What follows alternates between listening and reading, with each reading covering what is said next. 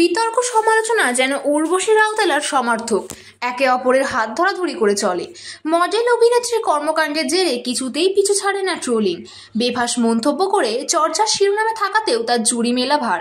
এবার কান ফিল্ম ফেস্টিভ্যালে গিয়েও বিপাকে উর্বশী। পয়লা দিনে 40 কোটির পোশাক পরে ফ্রেঞ্চ রিভেরার লাল গালিচায় এতক্ষণ ধরে পোজ দিচ্ছিলেন যে তাতে রীতিমতো পশ্চিমা বিনোদনিয়ার পাপারাজ্জিরা বিরক্ত হয়ে যান। দিন দুয়েক আগে কটাক্ষের মুখে পড়েও শিক্ষা নেননি।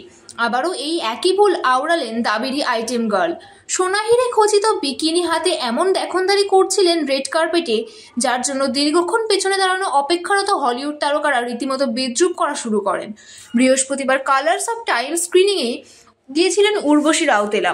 সেখানেই থিয়েটারের সিঁড়িতে বেছানো লাল কার্পেটে দাঁড়িয়ে বিকিনি ক্লাচ ব্যাগ হাতে একের পর এক পোজ দিয়ে যাচ্ছিলেন ক্যামেরায়।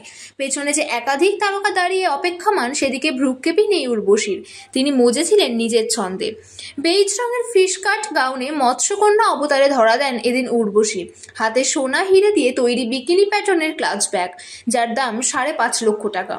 আর সেই ব্যাগ হাতেই পাপারাজ্জিদের উদ্দেশ্যে চুমু ছুড়ে দিচ্ছিলেন। উর্বশীর কীর্তি দেখে যার পরনায় বিরক্ত হয়ে যান পশ্চিমী বিনোদনিয়ার তারকারা। এমনভাবে সিঁড়ির পথ আটকে ছবি তুলছিলেন যে সেখান দিয়ে কারো যাতায়াত করার মতো জায়গা ছিল না।